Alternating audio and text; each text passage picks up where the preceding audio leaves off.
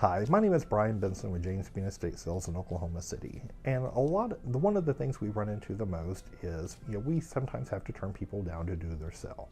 And people are often kind of mystified as to, why, when you're trying to hire someone, why is it so hard to find someone to do your sell for you? And I kind of want to open up, kind of give you a reason why you may be getting turned down or why people are more reluctant to do your sell.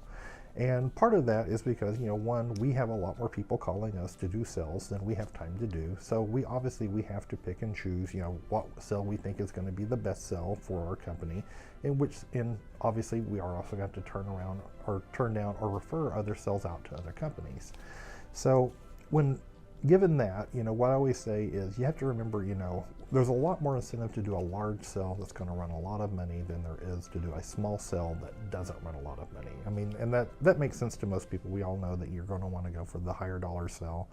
A small sell, unfortunately, if it doesn't have a lot of dollar power, also, you're not going to be able to make as many demands. We'll do crazy demands for people who are going to pay us a lot of money, but for the smaller cells, there's just not enough money to go around to pay for a lot of the stuff that they're going to need. So this is the reason why you may be getting turned down.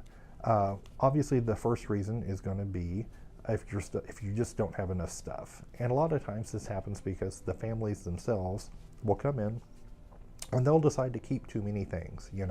Most cells have enough stuff to start with, but by the time everybody keeps the cars, the jewelry, the guns, the Sterling, and then the flat panel TVs, there's just not enough left to go around. And then when we're looking at everything that nobody would even take for free, we're not going to get people to come in and buy that if your entire family who've looked at it, who've turned it down.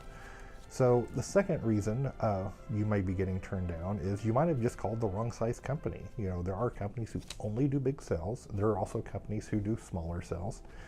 I've been on many appointments where I've looked at the list of people they're calling and I'm looking at it and I'm going well, none of these companies are going to tell you yes because your sale's not going to be big enough for them. And you're going to have to call a company that does smaller sales. And so, kind of keep that in mind. Just because you've gotten one no or two no's doesn't mean that everybody's going to tell you no. Another reason why you may be getting turned down is because you're actively selling while we're there, and this happens to us quite a bit. I'll be going on an estate sale appointment, and while I'm there, they'll tell me, oh, we're not sure if we're selling the car or this because we've got calls out to friends and we've got and we've already sold this or we've sold that. Well, what that tells me is that in a couple of months, by the time that we get around to doing your sale, that a lot of that stuff's probably not going to be there because as people come in and buy stuff, they're going to buy even more stuff, and then we're not going to have a sale that's going to be big enough even for us to do. Another reason why you might be getting turned down is because your sale is just really dirty, and sometimes the sales, that being dirty versus clean is that little bit of a margin in labor cost is enough to make it either worth doing or not worth doing. And this sometimes is something that actually happens because of the family. Sometimes the house was clean before the family came in, but because they came through and ransacked the house and threw everything out of the closets and the cabinets and dug through everything and pulled it all out on the counters, well, now it's a big mess, and that mess has to be cleaned just so we can bring our equipment in. So just not making a big mess or having it clean is going to help. Could be the difference between your sale being doable and not doable. Other reason why you might be getting turned down is the bad location. There are sometimes I can look at a sale that I would do, the exact same sale, I could do it on one part of town, but on another part of town, it's just not going to draw enough traffic over there to make the sale successful. And sometimes we just have to say, I can't do it. And they'll say, well, I saw you do another sale the same size somewhere else. And I say, yeah, but it works there. It just doesn't work in your location. And, it's just a reality we have to deal with. It's like real estate, location. That also is a big difference in how well your sale is going to perform. Another reason why you might be getting turned down is because, you have too many demands. If you have a very high dollar sale, you can have a lot of demands and we'll try to meet them. If you have a very low dollar sale, then there might not be enough there to pay for all the stuff that you're going to want, or all the extra accounting that you're going to want, or hiring security, or all the demands you have. And we just might not be able to do what you need to have done or want to have done. Another reason why you might be getting turned down is you have unrealistic expectations. And I've gone on many appointments where I'm looking at a sale that I think might be $5,000 to $10,000 sale, and the people think that they have a $50,000 sale. And, I don't want to do your sale if you're going to be disappointed at the end, because, it's our reputation. I don't want you going around town telling everybody that, we didn't do a good job. And also, I don't have time to spend the time to educate you that the values that you think aren't really realistic anymore. And, it does come down to a thing where I just don't have enough time to re-educate people on everything. Another reason why you might be getting turned down is if you're living in the house. If you're living in the house, it costs us a lot more time. If we're a lot more time, and if it's a lot more time, it's a lot more money out of our pocket because it's a lot more labor cost. It's a much larger hassle if you're living in the house. Most people won't do a house if you're living in the house, or if they do, they charge you a lot more. So, just you living in the house, that simple thing can be what's the difference between you getting your sale done or not getting done. You may also be getting turned down if you have a lot of family drama. If we go in there and you're telling me, oh, you have to be careful of this family member or this family member because they're upset that they didn't get something, we're just here to sell your stuff. I mean, that really is the thing. We don't want to get in the middle of a family drama. We don't want someone showing up with a shotgun trying to get their stuff. I mean, that's not what we're there for. And we might say, this is too much danger for what you're paying us. You might also be getting turned down if you're rude. And there are many times I've gone out and met with people and they're rude and hateful. And, I'm thinking, I don't want to deal with you for a couple of months. And, and we might just say, find someone else. You might also get turned down if you're a micromanager. If you insist on being there every day and you want to be actively involved in determining every price, that all of that creates more of a headache for us, and you might be getting turned down because of that. You might be getting turned down if your family is not on the same page. If you want us to do the sale and somebody else wants something else, a lot of times we'll tell you that, you just need to make your decisions, and then once you've made your decision, then give us a call back. You can also be getting turned down if you just aren't even sure what you're going to sell. And we go on lots of appointments where people don't know if they're keeping something or are keeping something. And best case scenario on that is you're going to have to call us back when you've decided, even to see if we can do the sale. But a lot of times on marginal sales, we look at it and it's like, well, even if you take a few things, your sale now is not going to be able to be done. So, you need to be able to make a decision and know what you're going to keep before you call us out to look at a sale. Next thing I would tell you is, if your sale is too specific, it might be hard to do. We had a sale that they had a lot of Hummels. It wasn't the dollar value that was the problem. It's just that, we can't move $10,000 worth of Hummels in a weekend in Oklahoma City. There's just not that many buyers. And, we can't make a sale off of 10 people. So if your sale is too specific, unless it's tools, we need variety. We need a lot of various different types of stuff to try to sell to people to make a successful sale. You might also be getting turned down if you have too many unsellable items. When we do a sale, we want everything to go. We want most of the stuff to sell. So when you come in, you can say, wow, everything's gone. You're very happy. We know that you're going to be happy. You're going to refer us. If we do a sale and we know that half of it's still going to be there, even though we warn you that half the stuff isn't going to sell, at the end of the sale and you come in and it's half still there, you're not going to be happy. We know that no matter how much we explain to you that these are the reasons why these things didn't sell, you're not really going to believe it. You're going to tell everybody that we only sold half of it, and it's going to make us look bad. So a lot of times we just are going to say, we can't help you because, this is our reputation. You may also be getting turned down if you don't give the estate sale companies enough time. I've had people who've literally wanted to move out on a Friday and do the estate sale on a Saturday. We need 2 weeks to set up and price a sale. If you don't give us enough time, we can't help you do that. You may also be getting turned down if you've developed a bad reputation among estate sale companies. And this does happen. All of our companies, all the people in Oklahoma City who do estate sales, most of us know each other. We've all been antique dealers for years. We all started out in the antique business. We know each other. And if we meet someone who's really crazy or really difficult to deal with, we'll call our friends and warn them, and they'll call their friends and warn each other. And before you know it, if you're difficult to deal with, everybody's going to know it. And it might be very hard to hire someone after that. It might also be very hard if you not be able to do an estate sale.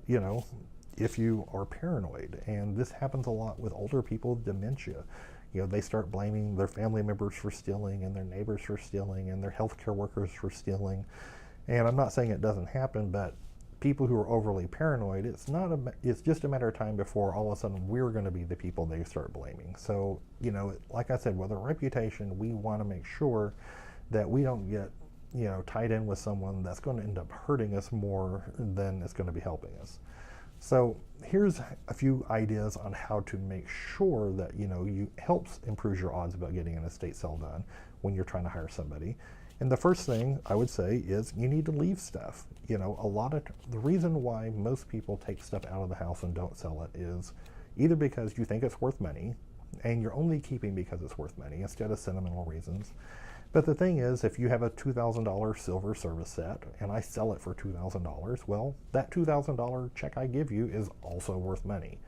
And just because it's worth money isn't the reason to keep it. You should be keeping it because you really want it, or because you cherish it, or it has all these memories, or that's the reason why you should be keeping it. But a lot of times people focus on, well, we're going to keep everything worth money and then we'll sell the rest. Well, that doesn't make a lot of sense, because if you only keep the stuff worth money, well, the stuff that's not worth money doesn't have any value to sell. The other reason why people keep stuff, and it's kind of counterintuitive, is because, one person will take the gun collection, well, because they got $2,000 worth of stuff. The next person thinks, well, I need $2,000 worth of stuff, so they'll take stuff that they don't need. And then another person will take $2,000 worth of stuff. And before you know it, you've taken everything out of the house because everybody's trying to make sure they get a fair and balanced portion. Instead of, the easiest way to do that is just leave it all there. If somebody wants something, make them buy it. Make them pay the estate. That way everybody still gets their equal share.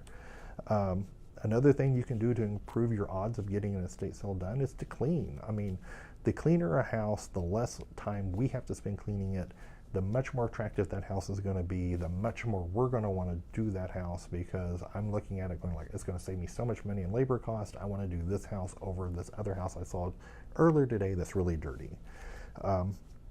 Another thing that can help you is if you were referred. If I have lots of people we work with, realtors and attorneys, who refer us large sales. If they refer us a small sale, we might go ahead and say yes, even though it doesn't really fit our criteria, because we don't want to damage that working relationship. We want to make sure that they keep referring us these big sales. So we'll take a few, even if we don't make any money on them. We'll take a few in there in between, just because we have an active working relationship with them.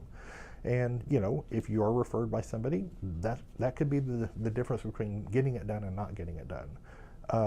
Another thing that can make the decision is knowing for sure, being in charge of the sale. Know for sure what's going to be sold. Know for sure that we're going to sell this. We're not selling this. Knowing, telling us that we've taken, we're in charge. The family members aren't going to be coming in. They're not going to be taking stuff. That makes us feel a lot more comfortable about working with you, because we know that when we sign the contract and we come back in 2 months, all the stuff's still going to be there. We're not going to be stuck with a sale that can't be done, that we have to cancel, then we miss a week worth of work. That is going to be a big decision, or a big determination whether we can do your sale for you, or it can very help. Promising to stay out of the way, obviously helps us quite a bit, particularly if we get the feeling that you're too involved. If you can say, you know what, I'm gonna let you take over, you do what you need to do, that makes us feel a lot better and a lot more comfortable working with you, because, like I said, every minute we spend on the phone takes time out of the day that we can't do something else. So we want to make sure that we can get done what we've got to get done.